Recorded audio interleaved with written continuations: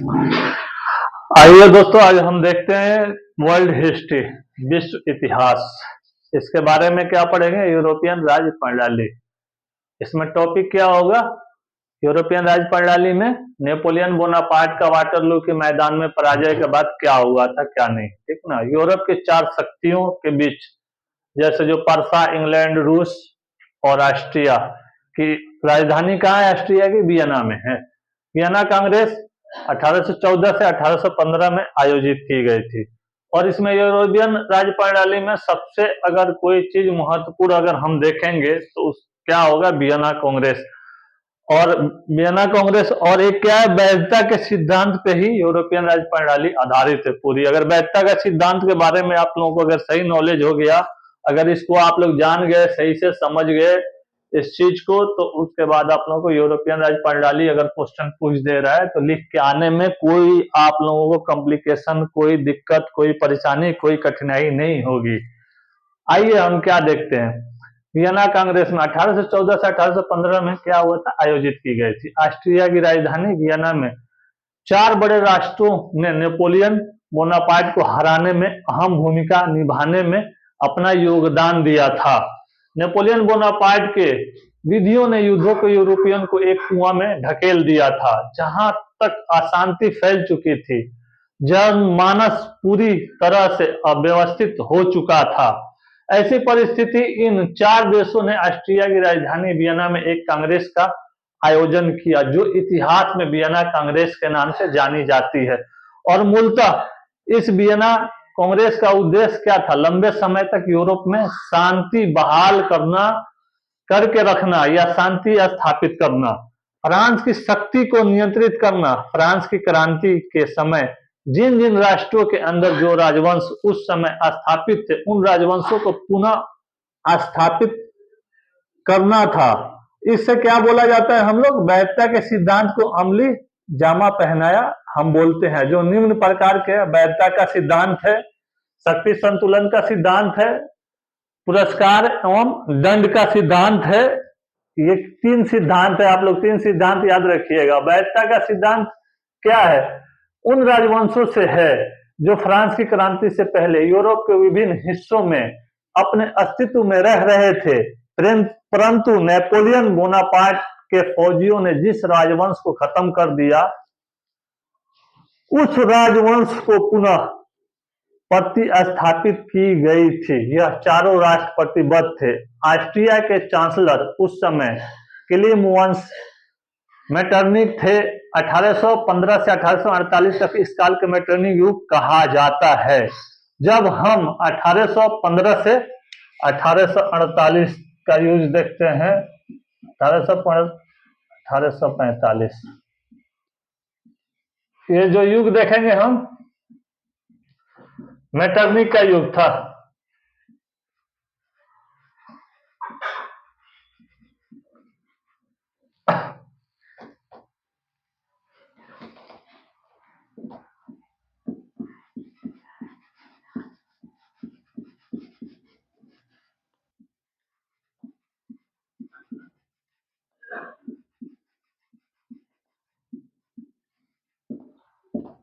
Metternich युग के नाम से जानते हैं इसको। ये क्या थे? मेटरनिक प्रतिक्रियावादी थे। एक देखिए, ये क्या थे? एक्शन पे रिएक्शन, ठीक ना, वही वाले थे।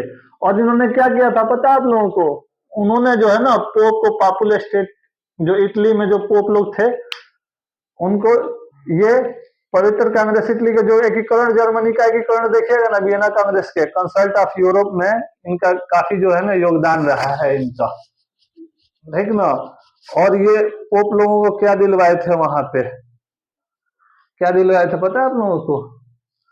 उन्होंने उन लोगों को एक चर्च दिलवाए थे वहां पे, जो उनके हाथ से निकल चुका था। वहां के चर्च में, वहां के ये में, जर्मनी में उन लोगों को जो है ना उस जगह पे ले जाके फिर वो स्थापित किया। देखिए इसमें क्या है? प्रोटेस्टेंट में कैथोलिक है और प्रोटेस्टेंट है।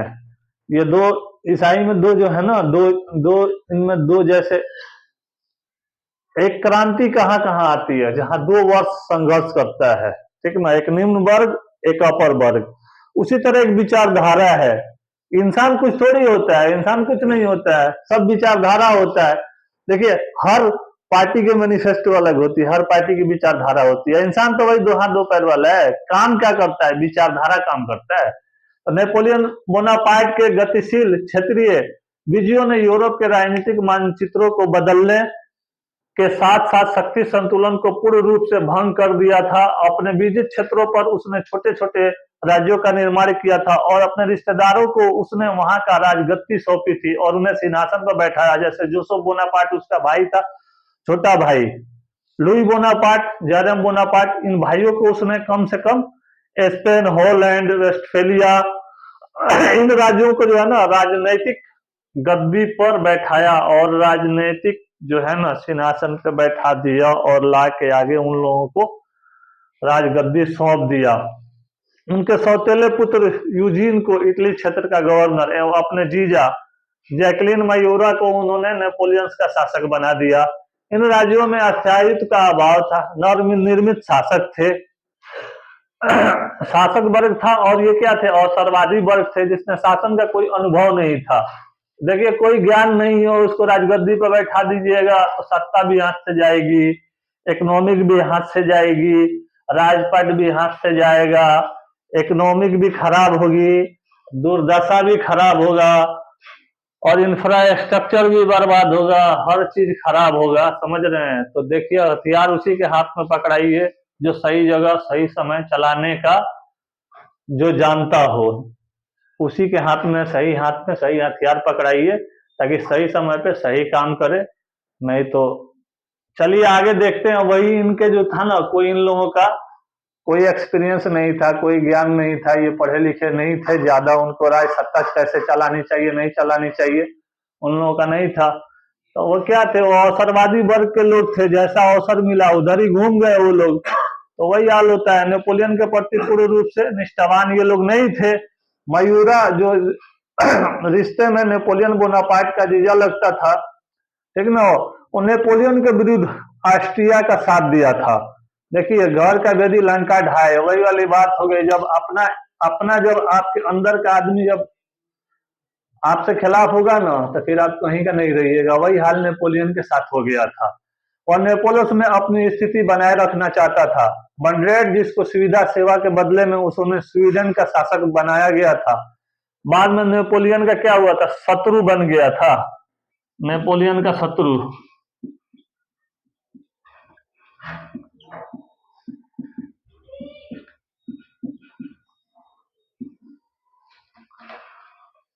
वैधता का सिद्धांत बहुत महत्वपूर्ण था। वियना सम्मेलन 1814 से 1815।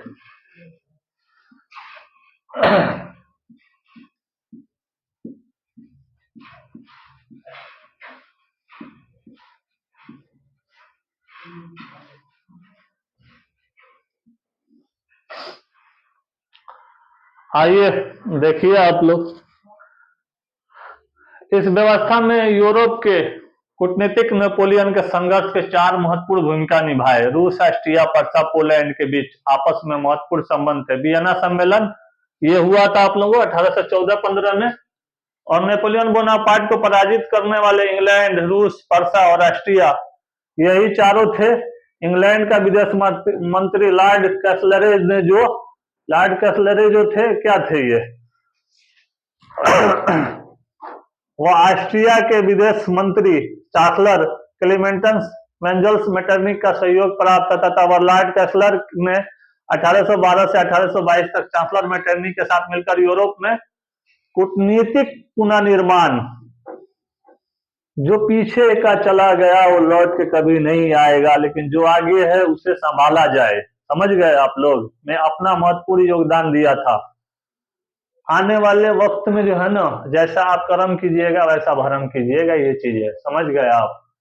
1815 से 1848 तक के युग के मेटरनिक युग के नाम से जानते हैं। 1815 से 1848 तक।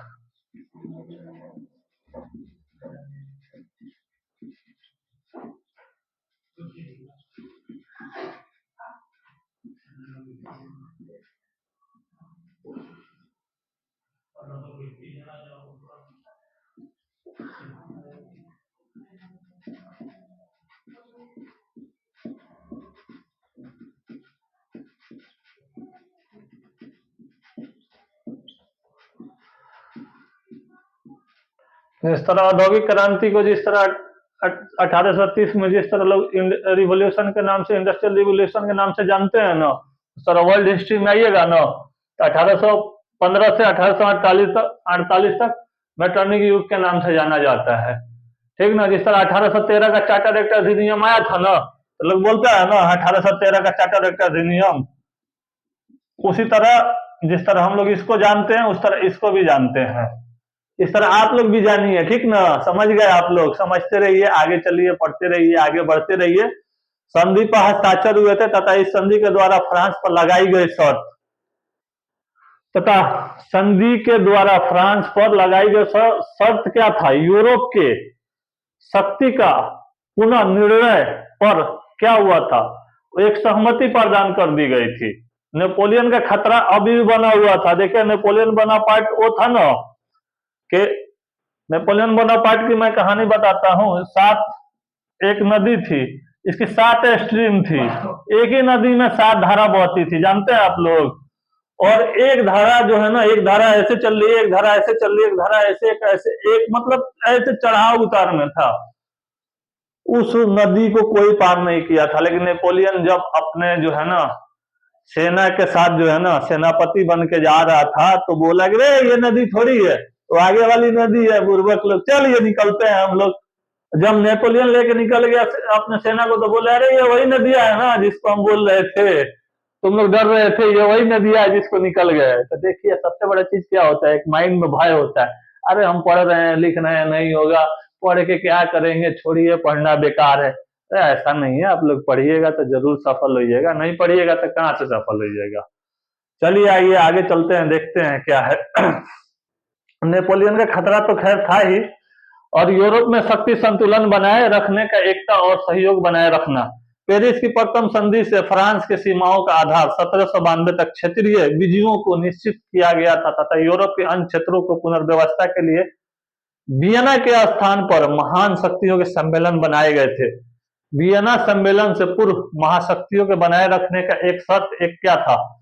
यह शर्त क्या था? संधि सम्मेलन में किया गया था। आइए चलिए आगे चल के क्या देखेंगे हम लोग, आगे देखेंगे 1814 में लॉर्ड कैसलरे के प्रयासों से महान शक्तियों, 1814 में मिटा दिया जाए भाई।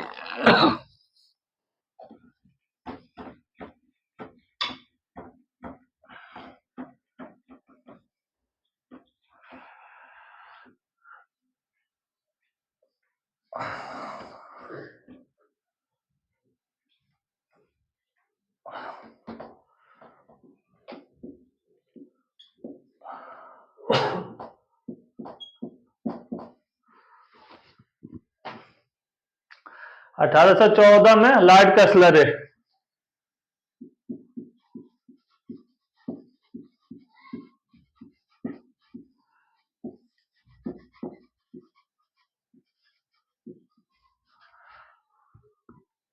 चौमोंट की संधि, ठीक ना, चौमोंट की संधि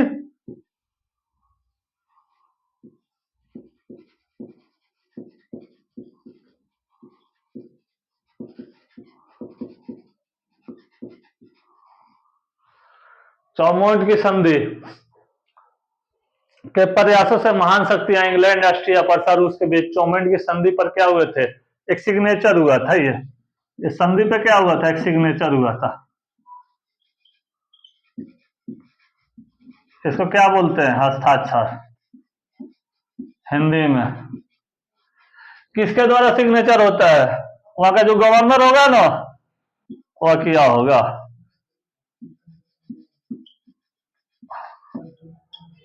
गवर्नर या राज्यपाल।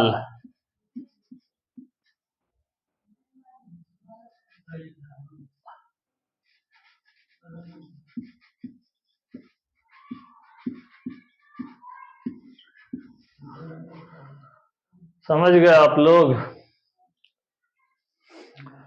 इसके द्वारा फ्रांस पर लगाई गई शर्त और यूरोप के पुनर्व्यवस्था पर किया गया पूर्ण निर्णयों पर सहमति व्यक्त की गई थी। जो पहले निर्णय लिया गया था उसके लिए क्या हुआ था? सहमति व्यक्त की गई। पेरिस की प्रथम संधि की फ्रांस की सीमाओं के आधार पर 1792 तक क्षेत्रीय विजयों तक निश्चित कर दिया गया था। 1792 तक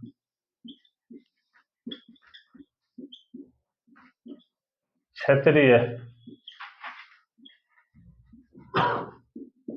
विजयों को नियंत्रित कर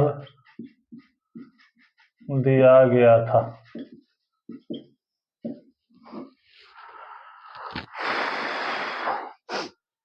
वियना सम्मेलन का समय 1814-15 तक, देखिए माना जाता है लेकिन आगे तक चला है वियना कांग्रेस का टाइम। इंग्लैंड, पर्सा, रूस, ऑस्ट्रिया के बीच गुप्त मंत्रणा एवं संधि के आधार पर निर्णय का अधिकार उन्हीं को नियंत्रण में था। हालांकि अन्य देशों में भी एक कांग्रेस में प्रतिभाग किया था, लेकिन उनकी सहमति और असहमति से कोई खास तवज्जो नहीं दी जाती थी। अब प्रतिनिधित्व आइए देख लेते हैं, कौन किसका प्रतिनिधित्व कर रहा था। ऑस्ट्रिया का शासक फ्रांसिस प्रथम एवं चांसलर मैटरनिक ने किया था। इंग्लैंड विदेश सचिव लॉर्ड कैसलरे थे, इनके रूप में प्रतिनिधित्व शासक जाक अलेक्जेंडर प्रथम थे। विदेश मंत्री नेशनल लॉर्ड सलाहकार कैपेदिस त्रेयाज, पर्सा की ओर से चांसलर हार्डनबर्ग एवं हैम्बल्टन बोल्ट शामिल हुए थे। फ्रांस के विदेश मंत्री टेलीरांड ने प्रतिभाग किया था। ये क्या था, प्रतिनिधित्व में था ये लोग। ये कौन कौन क्या क्या किया था प्रतिनिधित्व में, ये आप लोग जो है ना मेरा लेक्चर सुनिएगा, ठीक ना। और आप लोग एनसीईआरटी बुक उठाइएगा, कोई बुक नहीं उठाइएगा, आप लोग एनसीईआरटी बुक उठा के पढ़िएगा। लाइन बाय लाइन मिलेगा मेरा लेक्चर में, एनसीईआरटी बुक में line by line A to Z, एकदम सीरियस बोल रहा हूं, आज तक नहीं बोला था। और आप लोग सब्सक्राइब कीजिए नहीं कीजिए वो आप लोगों के ऊपर है। चलिए आगे हम लोग लिख दिया जाए क्या, चलिए बाद में कभी फिर लेक्चर तो रिपीट करूंगा, एक बार जरूर करूंगा आप लोगों से, भले आप लोग सब्सक्राइब नहीं कीजिए अलग बात है। चलिए अब इस वियना सम्मेलन के कार्य देख लेते हैं। बिल्कुल मैं शॉर्ट में कर रहा हूँ, यूरोपियन राज्य प्रणाली में भी कराऊंगा ना सर, 2 दिन लग जाएगा आप लोगों को, 2 दिन तक मैं बोलते रह जाऊंगा, 2 दिन तक, फिर भी वो खत्म नहीं होगा, इतना लंबा चौड़ा टॉपिक है। सबको मिला मिला के लेके चलना पड़ेगा। लेकिन देखिए इंसान को भूख लगी है, खाना उतना ही खाना चाहिए जितना पचा ले आदमी, ठीक ना। आप लोग इतना ही नहीं पढ़ रहे हैं तो उतना मैं पागल की तरह बोल के क्या करूंगा। चलिए आगे चलते हैं, देखते हैं वियना सम्मेलन के कार्य। आइए इसको मिटाया जाए।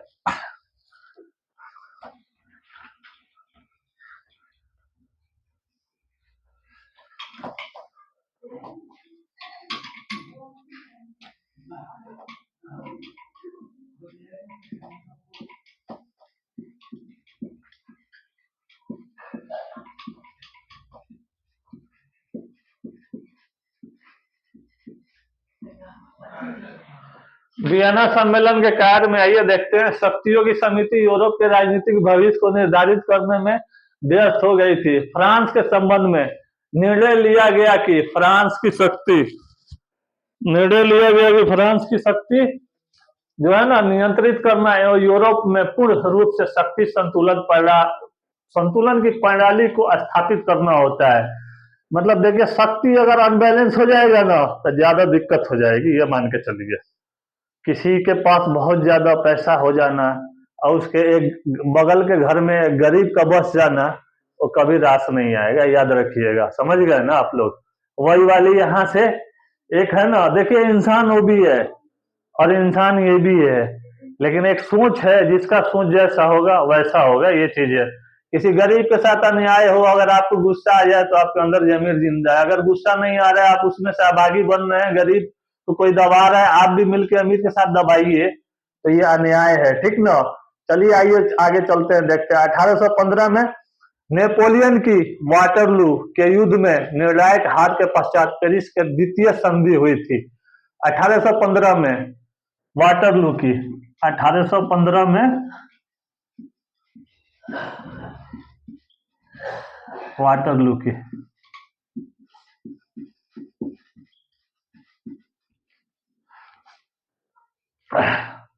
निर्णायक हार के बाद पेरिस की द्वितीय संधि हुई थी। इसके आधार पर 1790 सीमाओं का फ्रांस का सीमाओं का आधार पर 1790 क्या किया गया था, नियत किया गया था। युद्धों के हार जाने के रूप में 70 करोड़ फ्रैंक की राशि की मांग की गई थी तथा जब तक इसका भुगतान न हो सके तब तक इसके लिए मित्र राष्ट्रों को 1,50,000 सैनिक फ्रांस में ही रहेंगे। अगर ये नहीं कर रहे हैं ना तो 1,50,000 सैनिक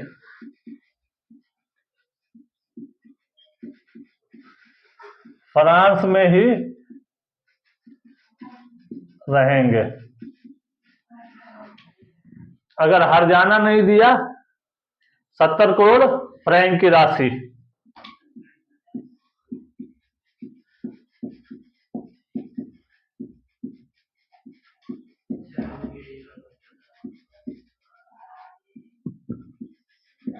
अगर फ्रांस नहीं दिया तो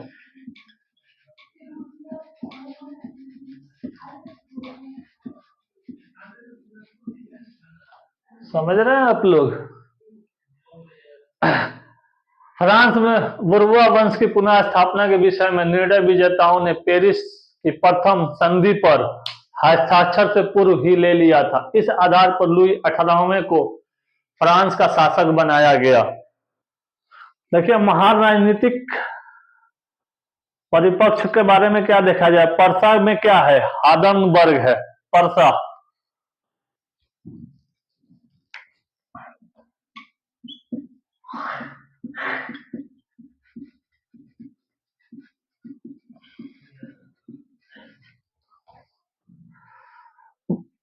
ना वियना के राजनेता, वियना कांग्रेस के मुख्य राजनेता कौन कौन थे? रूस, जार अलेक्जेंडर प्रथम थे रूस में।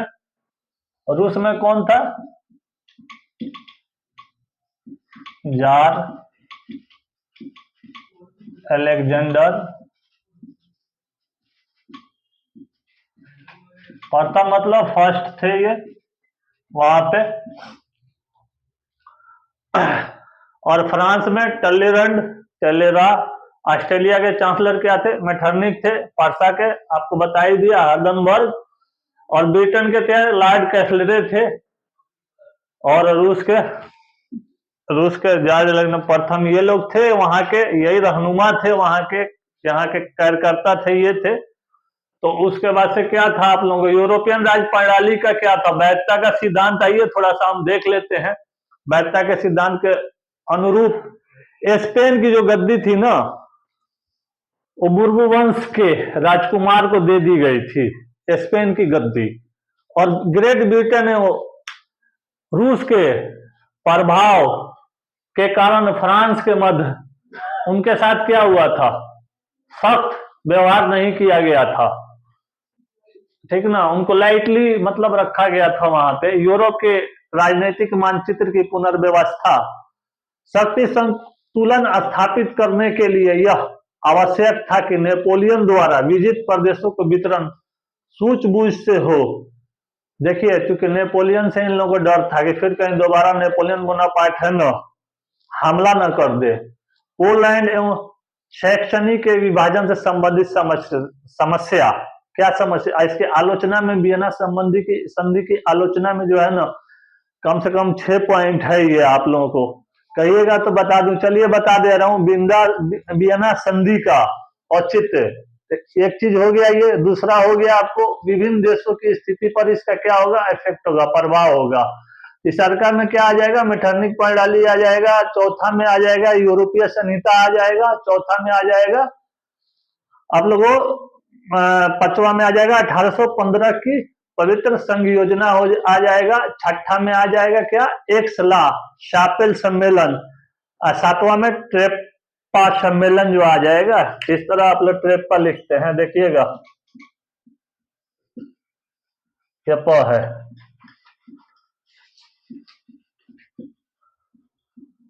ये एक बार आप लोग जो है ना, एक बार आप लोग वर्ल्ड हिस्ट्री का जो है ना, विश्व इतिहास का एनसीईआरटी बुक उठाइए और उठा के जो मैं लेक्चर दे रहा हूं देखिए।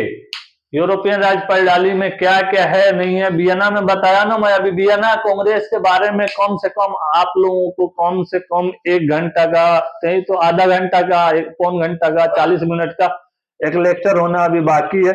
ये मैं बिल्कुल आप लोगों को शॉर्ट में दिया हूं मैं। अब अगला क्लास में जो है ना, मैं आप लोगों को बताऊंगा। और देखिए हमारा 2 चैनल है, एक MM ग्लोबल कैरियर और एक है global career. MM global career पे आप लोगों को हिस्ट्री, GS का हर चीज मिलेगा। ये ग्लोबल कैरियर है, वर्ल्ड हिस्ट्री पढ़ा रहे हैं, जिसको आप ग्लोबल हिस्ट्री का भी सारा कुछ इसमें टॉपिक डाला जा रहा है। अगर आप लोग पढ़िएगा अच्छा से तो आप लोगों को बहुत फायदा होगा इसमें। और हमारे चैनल को आप लोग सब्सक्राइब कीजिए और कुछ पूछिए। और चलिए चलता हूं मैं, अगले क्लास में फिर मिलूंगा। Bless you, all the best.